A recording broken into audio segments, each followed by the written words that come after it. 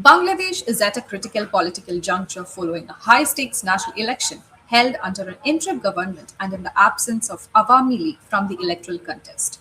The results have brought the Bangladesh Nationalist Party back to the center of power, while the performance of Jamaat Islami and the emergence of new political forces have raised new questions about the country's democratic trajectory.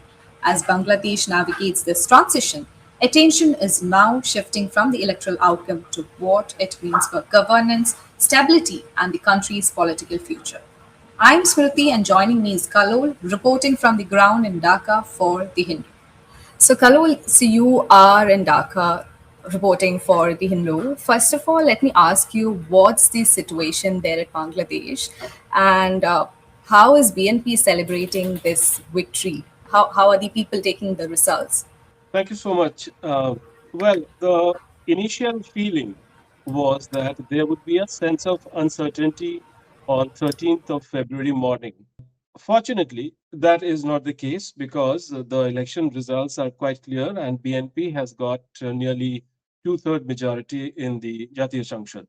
Now, what is happening right now is that BNP is consolidating its supporters base and they're obviously in a celebratory mood, but then there is also an acute consciousness that this is a celebration which is coming after the uprising. And the uprising of 2024 July and August was very painful. A lot of families lost their children. Large number of people are injured. They're still recuperating, recovering from that shock, and that sense of revolution persists. So the party is quite clear that it does not want to take out a large, celebratory victory rally or anything like that. Instead, the chairman, the Tariq Rahman, has gone into his Friday prayers right now, along with his top team members, and they are right now in various mosques in Dhaka, in Gulshan and other areas. And they are, in a way, connecting or rather reconnecting with the people because Tariq Rahman himself was away from Bangladesh for nearly 17, 18 years. And they have to sort of reconnect with the people and convince them before the formal process of handing over of power from the interim government to the elected government takes place. So there is obviously, in that sense, the election results are quite clear, but it's also quite obvious that the Jamaat Islami led 11 party formation has also made really very large gains in this election. As of now, though the Election Commission is yet to formally announce the results, it's clear that the 11 party combined has got nearly 76 seats in the in the history of Bangladesh. That's really unprecedented because Jamaat Islami's best performance was in 1991 election, which came after the downfall of President Hossein Mohammad Ershad, whose government fell in 1990 because of the popular uprising that was led by Sheikh Hasina and Begum Khalida Zia. So after that uprising in 1991, Jamaat had teamed up with BNP, and as a result of that, they had got 18 seats. And after that, their numbers had dwindled. But this is the first time ever since that Jamaat has got more than 62 seats. And then there is also this Islamic bloc. And apart from Jamaat, there are also other smaller Islamist parties. Many of them contested, and some of them contested, and they won one or two seats each. And all these parties will also stand side by side with the formation, apart from the 11 party formation, which also includes the student movement party of NCP, the National Citizen Party. These Islamist bloc will naturally also consolidate its strength in the Jatiya Sanshad as it will sit down in the coming days. But before that, as I mentioned, there is no sense of insecurity or any uncertainty in the air in Dhaka right now. There is a great sense of relief that the pendulum will soon swing in a certain direction. But there are also some sort of unease and fear because Jamaat has come out with a statement accusing some parties and certain stakeholders in the interim government of being biased against Jamaat Islami. They have, in fact, complained against the election commission and also the media. Their main grouse is against the media. They say that the media has not supported the Jamaat Islami. And these are, of course, the moments of introspection for Jamaat Islami as well. But overall, that's the sense that prevails here, because there was a fear that if the election result would throw up some sort of a cliffhanger or some sort of an unstable political situation, then things could spiral out of control very quickly, because both sides of the divide, be it the Jamaat and others, there are reports about certain amount of weapons circulating around in the country. So there could have been trouble. But thankfully, that has been avoided because BNP has got, as of now, 216 seats. Yeah, so I would say that no uncertainty as of now, but unless and until the Gazette notification is issued by the Election Commission, we will not get the full picture. Right, and I think BNP is also holding a press conference around 3 p.m., right? Well, they If were I'm supposed right. to hold a press conference at 11:30, but that press conference was postponed, and now they are hoping to hold the press conference at 3 p.m. And Right. it is expected that all the leaders, especially the standing committee members like Alamgir and others, Alauddin Ahmed, they would return from Chittagong, Rangpur, Comilla, and Brahmanbaria, and all those areas. So till the time they reach Dhaka from their respective constituencies, it will probably be between, say, 3 to 4 or 5 that they would hold a press conference. But they would ideally want a press conference by the election commission before that. So they're also waiting for it. And, basically the top leadership would be present in the press conference. That's the idea. So let's see how it goes from there. Right. So I was actually looking at some reports before the election, and one of the top concerns of the voters were corruption, and then followed by definitely inflation and unemployment. So, what do you think really helped BNP win this election? What really drove the win? Well, Bangladesh has been a sense of, in a phase of insecurity, turmoil, uncertainty, unpredictability, and nothing really works as one would expect in a normal system. So, the metro doesn't function. Sometimes it breaks down, though it carries a lot of people, but suddenly you may find certain sections of the metro is being shut down. So, there is certain fights happening on the streets. The police don't turn up to address local grievances. Crimes are skyrocketing because police don't turn up because of fear of blowback to the police themselves. So there is this general sense of frustration building up and helplessness building up, because the daily harassment that people have to face in Bangladesh, especially after the uprising of July 2024, have been building up into some sort of a political critical mass, because one goes into a revolutionary mode when there is no option to change a government peacefully. And that is what happened with the people in July, August 2024, when they had no other option but to go to the streets and then protest against Sheikh Hasina's government, because that government had become really unpopular and it was brazenly rigging elections, as we saw in January 2024. But this time, obviously, though there was this build-up of some sort of a desire for predictability, some sort of law and order, some sort of a decency in public life, as well as human day-to-day existence. But then that part, there was also this idea that the country was also moving too fast into a very radical and very negative energy direction, because in local language they refer to it as oposhokti. Oposhokti means negative energy, but they essentially mean forces that are very regressive, forces that are very violent. They were taking the forefront. They were coming to the forefront, and they were providing leadership to especially young people. And there was a lot of concern about that. And I think what happened ultimately was that the Awami League, that was at some point even last year, was planning to, the Awami League supporters I'm talking about, they were planning to quietly switch their support to Jamaat Islami, because they felt that that would make the country unstable, and then Awami League would find a window of opportunity to come back into the political system, because Awami League has a very large pool of supporters across the country. And in the last 3 4 months, what the Jamaat has done is basically they have gone into an alliance with the students, that is the National Citizen Party, and the Awami League supporters are absolutely antithetical to the students and these student advisors who were responsible for the uprising for obvious reasons.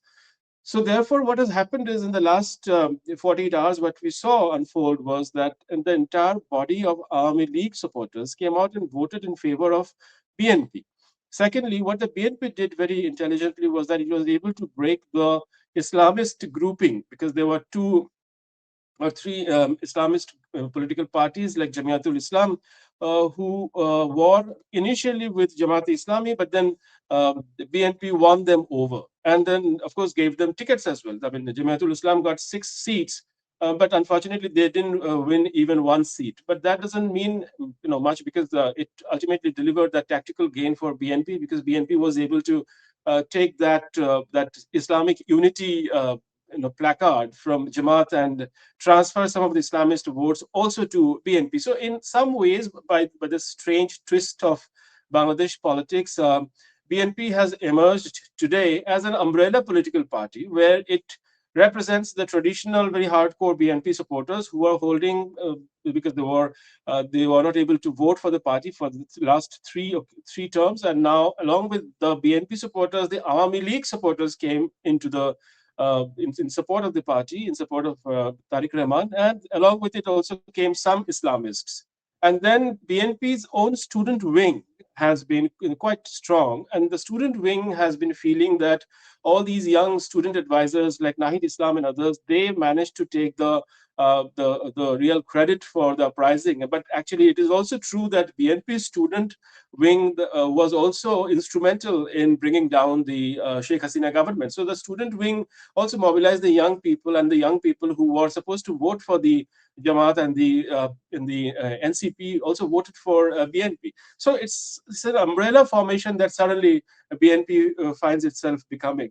So I think these are the multiple factors that helped the party in yesterday's election. You were actually mentioning how Jamaat Islami although not didn't win the election, it made a historic gain.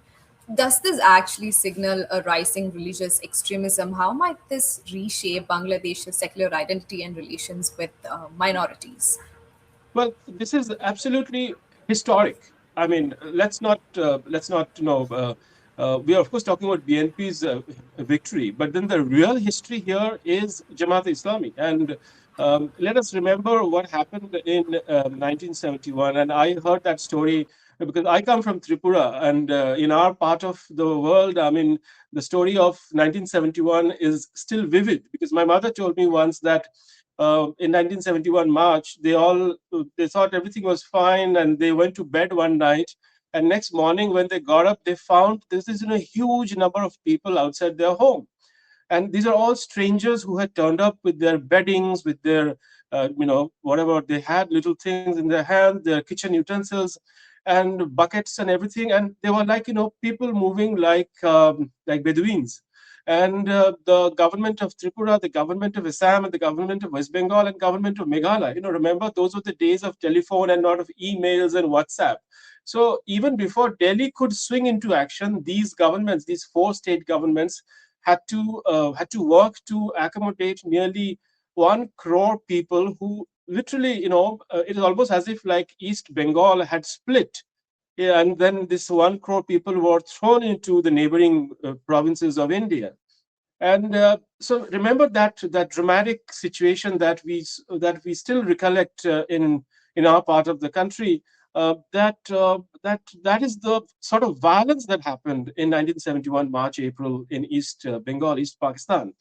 And then one of the main reasons of that violence was Jamaat Islami. Now, think about Jamaat Islami being complicit in the killings and violence of 1971 with the Pakistani military. And then today, the same Jamaat Islami makes that about turn and makes the kind of electoral gain that it has made today. So it is absolutely historic in that sense, that it signifies a very critical turning moment in the history of Bangladesh's political journey. And there is no doubting that fact, because politics in Bangladesh is now going to be very different, though Tariq Rahman and BNP is going to form the government. But let's remember that it's not going to be easy. This is a government which has to continuously look over its shoulders and also watch out for the moves that the Islamist bloc can make, because they have got, along with the election victory, also this very critical piece of constitutional legislation that they have to do, because it's the referendum in which 75% people have also said yes. And most of the people who have given their consent for the referendum, that is the changes into the constitution, probably were not quite informed about what the referendum was all about, because this is a parliamentary election that has taken place, and the referendum is aimed at reducing the power of the parliamentary politics as a parliamentary leader, since the parliament-based government's leader, that's the prime minister, and give some of that executive authority to the president of the country. So this is going to be very difficult for Tariq Rahman to navigate as well. And someone this morning was telling me that BNP may end up being a very unfortunate political party, because it has to navigate really explosive political terrain. So the real issue here that I'm trying to make is that Jamaat Islami's rise is really, really significant. But the fact is, there is a consensus in the country that has brought both the BNP and the Awami League, the two mortal enemies of each other, in this sudden friendly embrace, because they are suddenly in agreement with one fact, that the legacy of 1971 is extremely important, and it defines Bangladesh as a state. And without that ownership of 1971, Bangladesh becomes something else. So these two major political parties that also represent political tradition of Bangladesh and of South Asia are acutely aware of the responsibilities that they have to shoulder in this moment. So how they deal with Jamaat Islami in the coming days will be not only critical for these two political formations, but also for how Bangladesh shapes up domestically, and not just at the parliament level, but also, say, societal level, where Jamaat's demands on the Bangladesh society will also be resonating more and more among the population. Like, what should be the role of women in Bangladesh, which is essentially Muslim majority country, but then a Muslim majority country with its own very specific characteristics, which does not discriminate in that way against women. And that is why Tariq Rahman's promises about women, security, the promise of his party to deal with cyberbullying incidents against women, these are extremely important. So that basically the sort of promises that Tariq Rahman has done for the women and the security and administration of the country essentially distinguishes it very, very clearly from the parties like Jamaat, who have certain ideas that women should cover themselves in a particular way, women should do this and women should not do that. They should actually stay at home and not work. And if they at all have to work, then they should work for 5 hours. So these sort of things don't really go down well with the society of Bangladesh. But then this is a critical moment in which the negotiation, the organic negotiation between these right-wing forces and BNP, which used to be known as a center-right political party, but now with the infusion of Jamaat votes, it is also becoming a bit of left-center-right kind of a political party, an umbrella formation. So therefore, Jamaat's arrival is really the big story historically, and we really have to see it how the negotiation with the society at the societal level progresses from this moment onwards. Do you also think that this election represents a genuine democratic reset? Like Kallol, we saw Awami League was banned from this election, and we also saw the rising of the youth-backed parties like NCP, and then Jamaats, like you said, the historic performance. So, do you think Bangladesh is finally breaking free from that old Awami League BNP duopoly? What do you think is a shift in political landscape of Bangladesh is going to look like? Well, in terms of the permutation combination that we were discussing, that how the Awami support base has moved to BNP in almost an organic manner, and how there is a consensus over these two former mortal enemies over 1971, because both of them seek their legitimacy through the prism of 1971, and they both seek their paramount position also in the political arena based on 1971. The issue, however, is that this election appears to be far more competitive compared to the previous three elections. It is a great election to watch, to cover, to understand. It is far more exciting because it has got characters in the play that were previously either repressed or stopped from competing. Like Jamaat did not have the kind of freedom that they are having right now in Dhaka. But the fact is that this is also a flawed election. Let's also acknowledge that it is an election where a very large chunk of the political class is not able to represent themselves, partly because they are in such a position where they have not been able to reconcile with their recent political history, and partly also because of the fact that Bangladesh's interim government has conducted itself in such a way that where the issue of reconciliation has been missing. So there has not been any societal reconciliation, and there has not been any discussion about how to sit down and resolve differences. But the instead of that, the divide of July August 2024 is still lingering.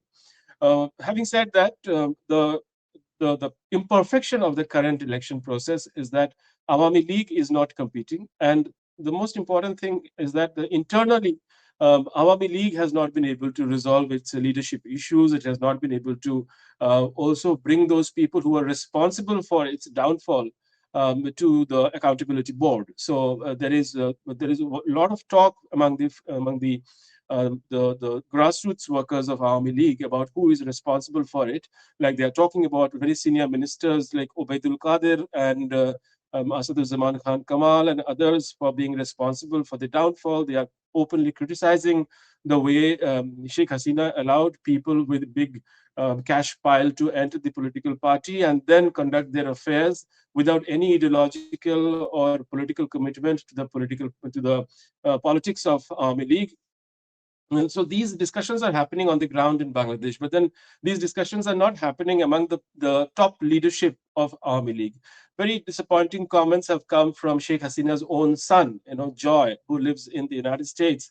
And last night he came out with this statement, which was quite disappointing, which reflected that he does not have that political instinct that his mother was known for. Sheikh Hasina returned to Bangladesh in 1980 when 81, I think, when the situation was really bad, despite a tremendous threat to her safety and security.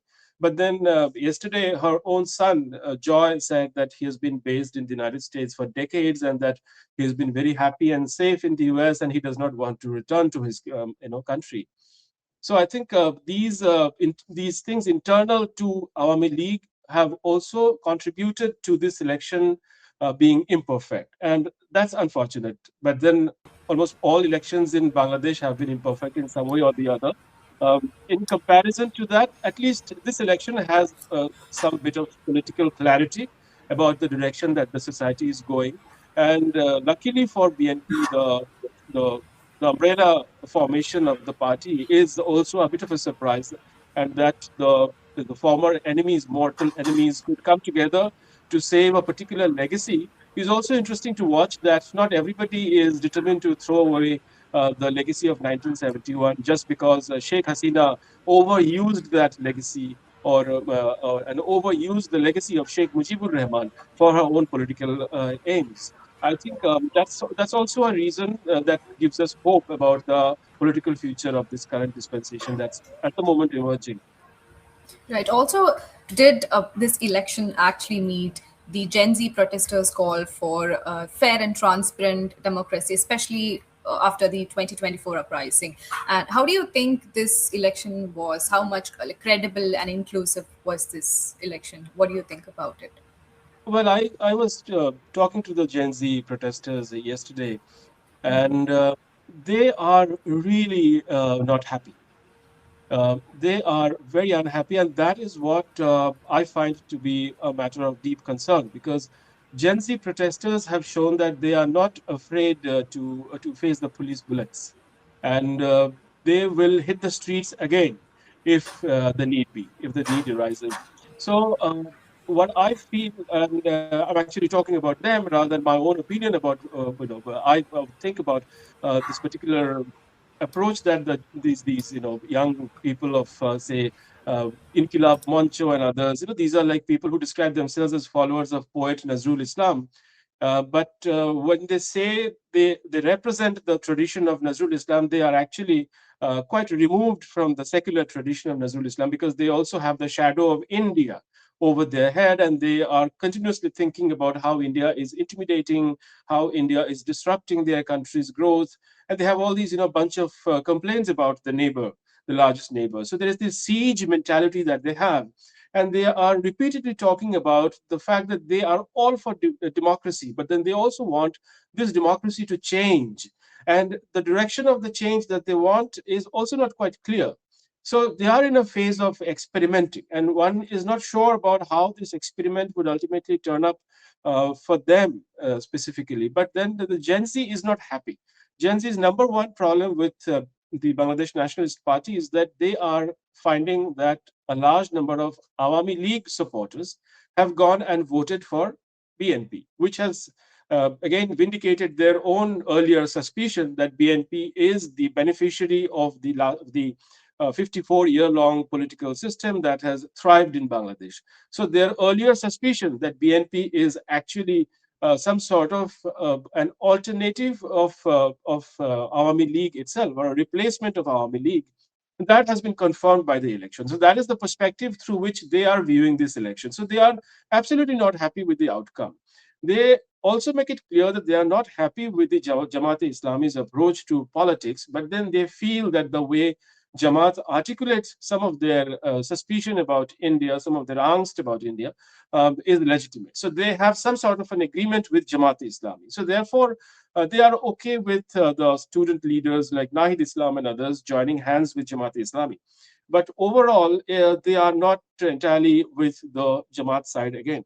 So because these are modern, progressive, quote unquote, educated youngsters who are looking for their career prospects in different walks of life. So therefore, they are in a way unhappy, and they are looking for the next opportunity to agitate. And therefore, it is Tariq Rahman's responsibility to somehow assuage and somehow ensure these protesters that things would go in a desired direction. And but then, I mean, as I'm saying that I've really seen that the young protesters are very unhappy with the election results because their lingering suspicion of BNP being just another form of Awami League has now been confirmed from their point of view. Right. So, with the ongoing concerns about the mob violence and also the safety of minority and women uh, and economic recovery, do you think that the incoming administration will deliver its reform promises without repeating the past cycles of instability? Even I was going through their manifesto, and their pledge read like, from the 13th February, People's Day will begin, inshallah. That's what their pledge read like. So, what do you think? Will they deliver the promises, and what do you think are the immediate challenges for the new government in rebuilding the stability, peace, and law and order? The first thing that the BNP government will have to do is recharge the vital cords that connect the political leadership of the government with the bureaucracy. What's been happening over the last 17 months is that the bureaucracy of Bangladesh has been under pressure.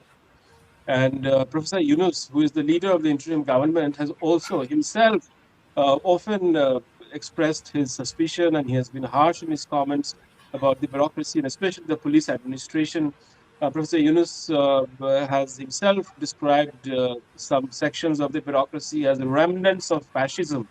Now, when you are a career bureaucrat, whether you are serving in police or administration or any other sectors, the first thing that comes to your mind after hearing such remarks from the leadership of a particular dispensation is that whether your job would be secure.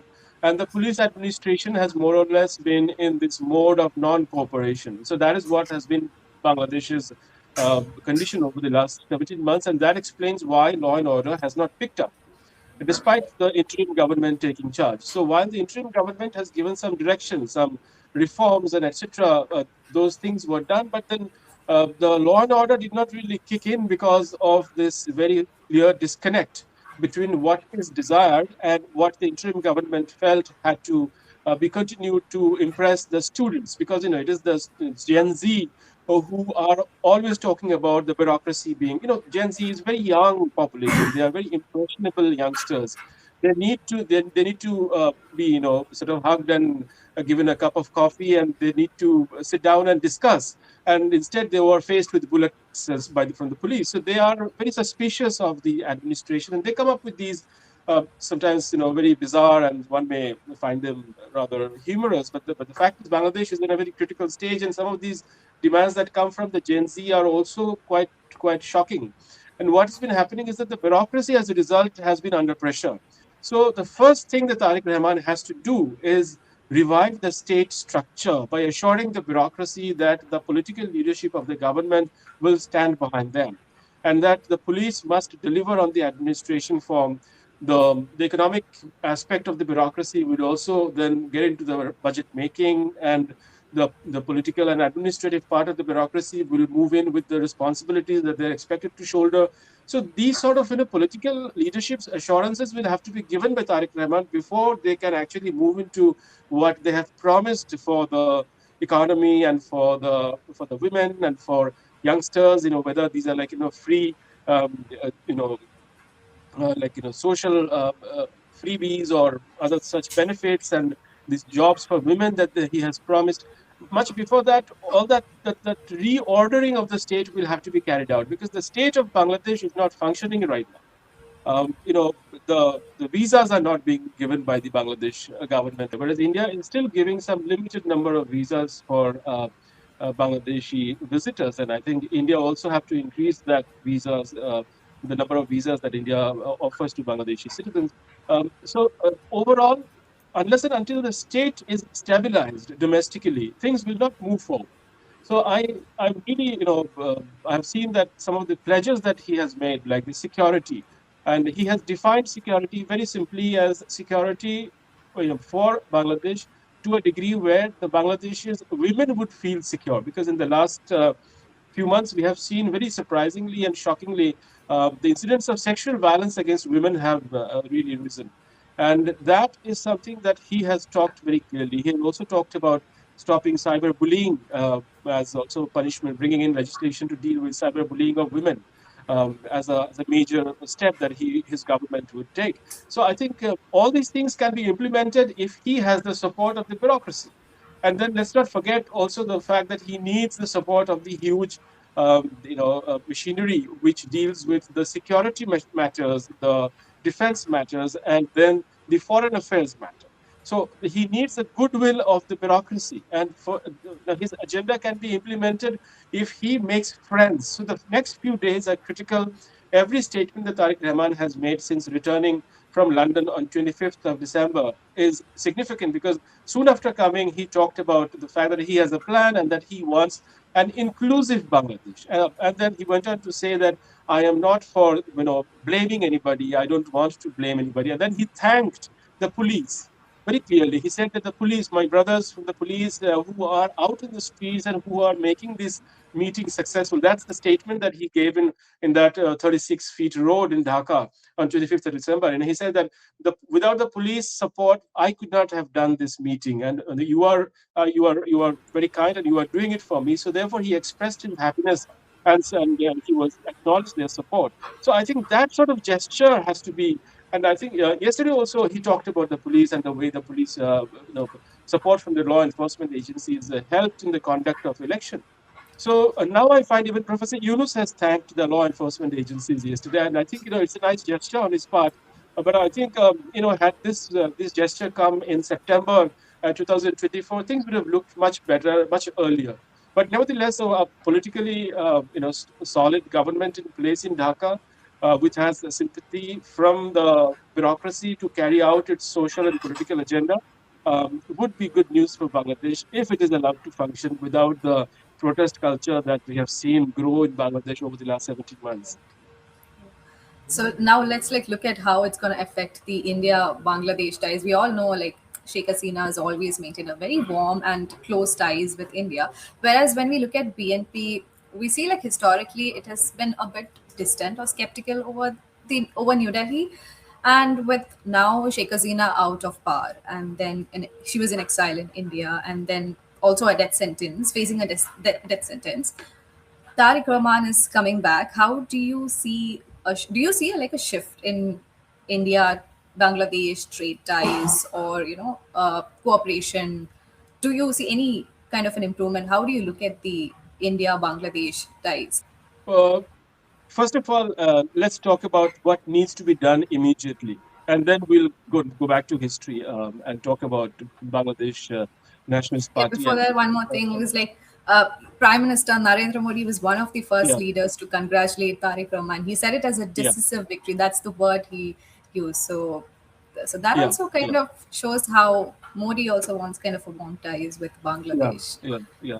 So I think that's what really defines what needs to be done immediately. So that communication and establishing dialogue is the need of the hour.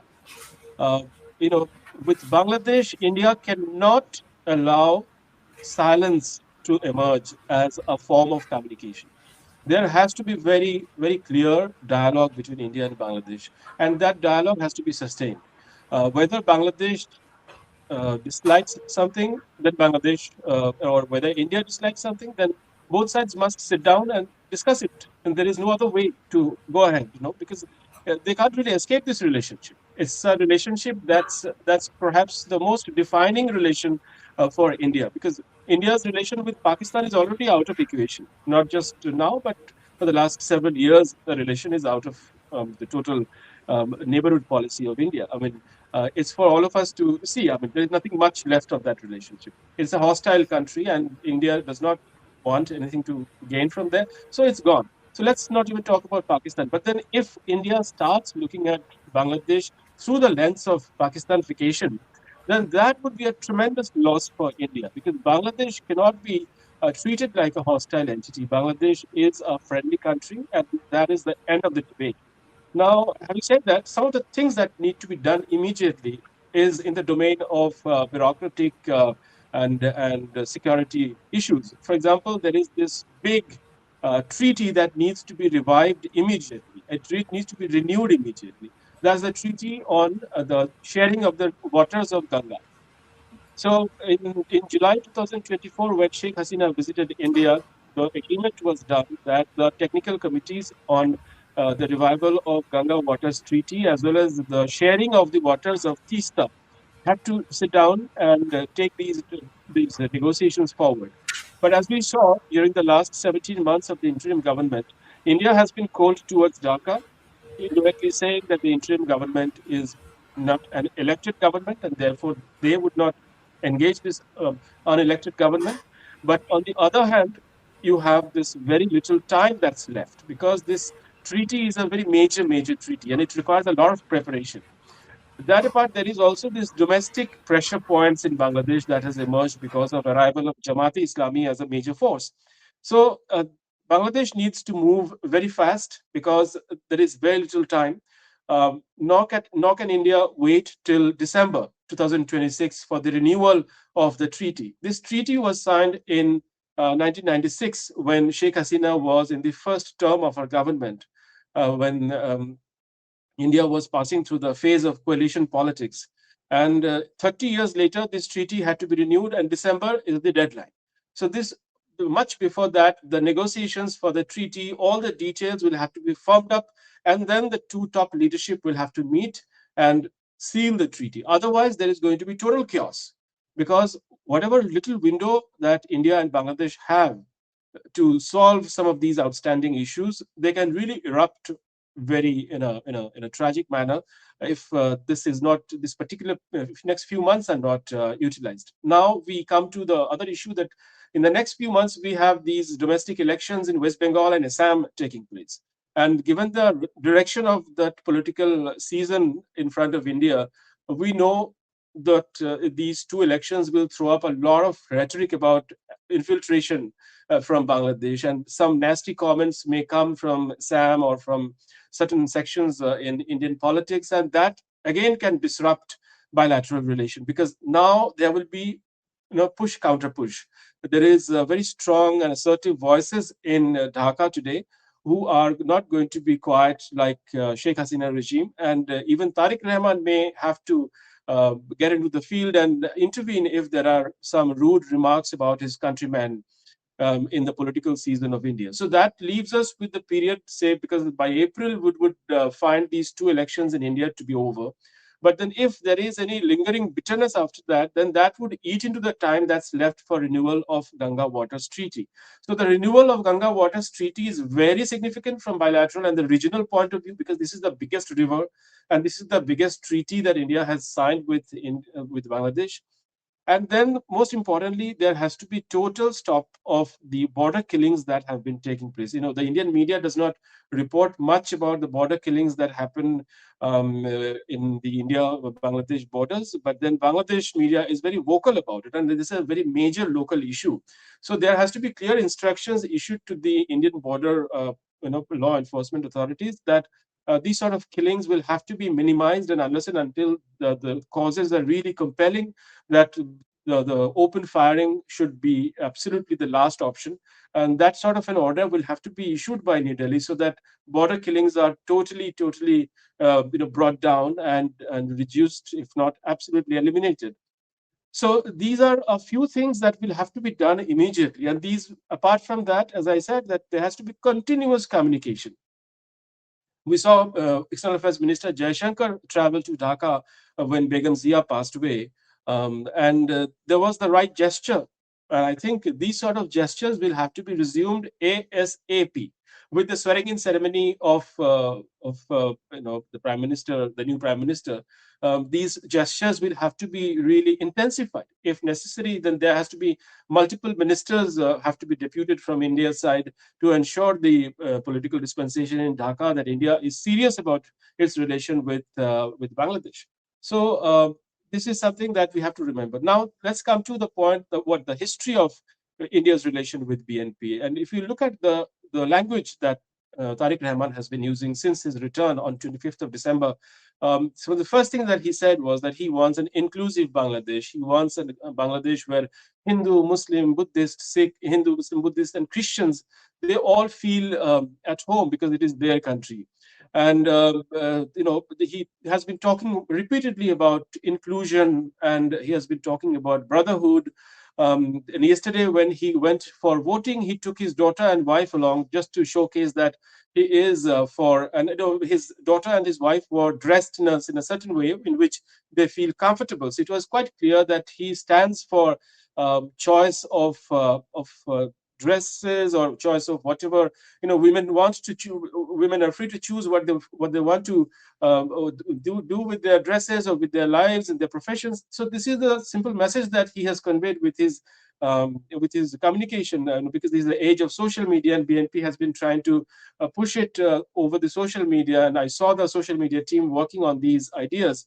So it's quite clear that Tariq Rahman is conveying that this is a very different Tariq Rahman, because there is all these ideas that we heard that at one point there were insurgent groups from Northeast that used to get training in Dhaka in the early 2000s, and those memories are of course there in the back of our minds. But then Tariq Rahman's friends and certain think tanks who are working very closely with him have also conveyed to us that Tariq is looking at a very inclusive and a very progressive kind of politics, and that is the main reason that this time the Jamaat-e-Islami could actually not fit into the scheme of Tariq Rahman as a politician. So I think this is a very different Tariq Rahman. And I was asking one of their leading young faces yesterday about what do they expect from India. And they said that they are a forward-looking political party, and they don't want to get into what happened in the past. Because between powerful states, things do happen from time to time. And I think they are looking to make a fresh beginning. And this is what comes across from his politics. All right. So I think we'll have to wait and see how the new incoming government is going to put their promises into action and how it's going to reset the democratic system or the political landscape of Bangladesh. All right. Thank you so much, Kallol, for joining and for your time and insights. Thank you so much. Thank you.